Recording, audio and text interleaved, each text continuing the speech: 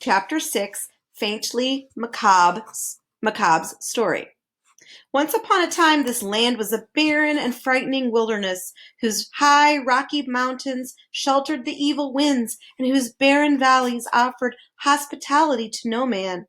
Few things grew, and those that did were bent and twisted, and their fruit was as bitter as wormwood. What wasn't waste was desert, and what wasn't desert was rock, and the demons of darkness made their home in the hills.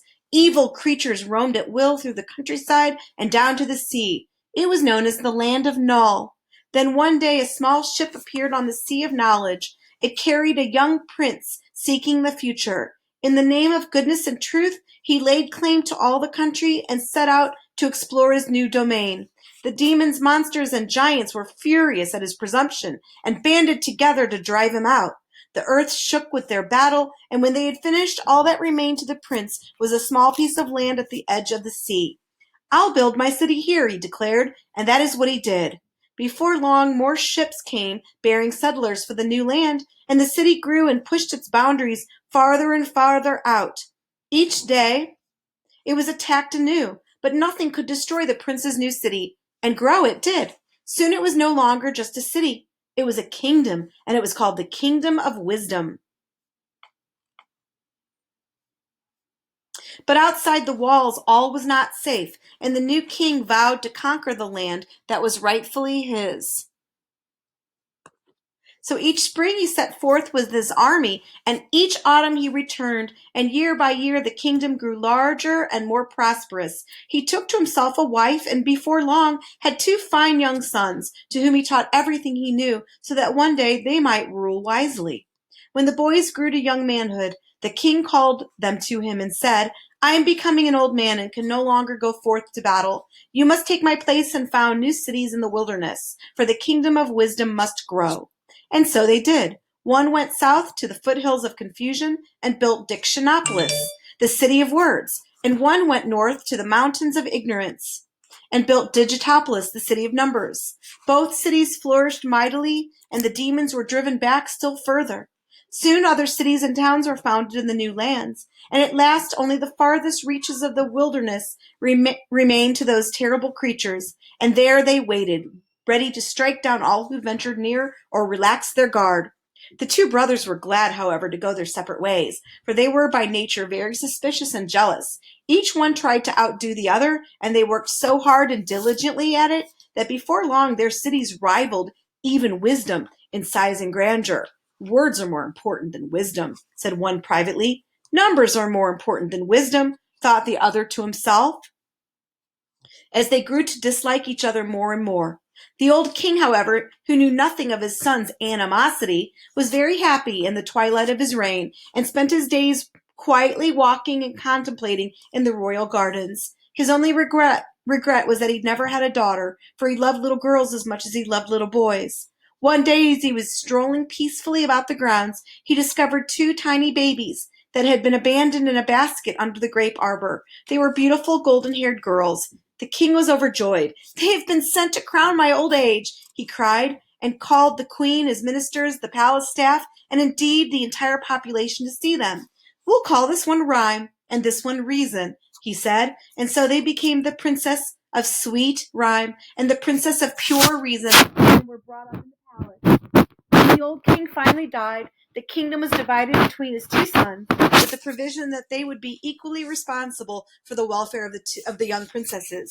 One son went south and became Azaz, the Unabridged, king of Dictionopolis, and the other went north and became the Math Magician, ruler of Digitopolis. And true to their words, they both provided well for the little girls, who continued to live in wisdom. Everyone loved the princesses because of their great beauty, their gentle ways, and their ability to settle all controversies fairly and reasonably. People with problems or grievances or arguments came from all over the land to seek advice, and even the two brothers, who by this time were fighting continuously, often called upon them to help decide matters of state.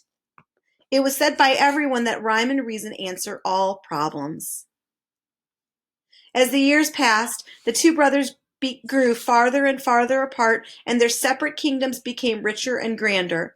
Their disputes, however, became more and more difficult to reconcile, but always with patience and love, the princesses set things right. Then, one day, they had the most terrible quarrel of all.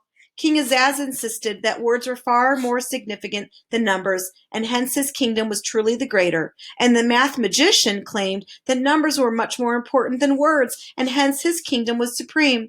They discussed and debated and raved and ranted until they were on the verge of blows, when it was decided to submit the question to arbitration by the princesses. After days of careful consideration, in which all the evidence was weighed and all the witnesses heard, they made their decision.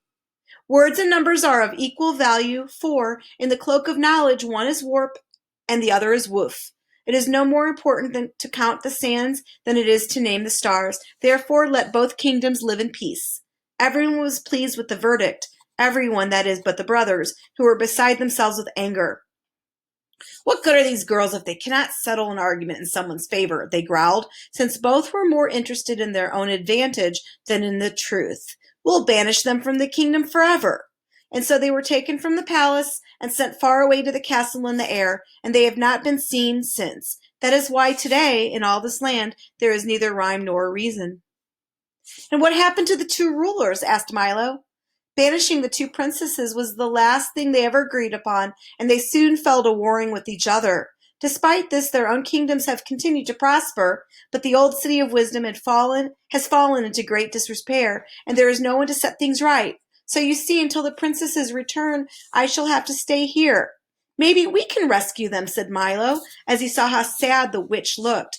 "Ah, that would be difficult," she replied. "The castle in the air is far from here, and the one stairway which leads to it is guarded by fierce and black-hearted demons." Tok growled ominously, for he hated even the thought of demons. "I'm afraid there's not much a little boy and a dog can do," she said. "But never you mind, it's not so bad. I've grown quite used to it here. But you must be going, or else you'll waste the whole day." "Oh, we're here for 6 million years," sighed Milo, "and I don't see any way to escape." "Nonsense!" scolded the witch. "You must not take Officer Shrift so seriously. He loves to put people in prison, but he doesn't care about keeping them there. Now just press that button in the wall and be on your way."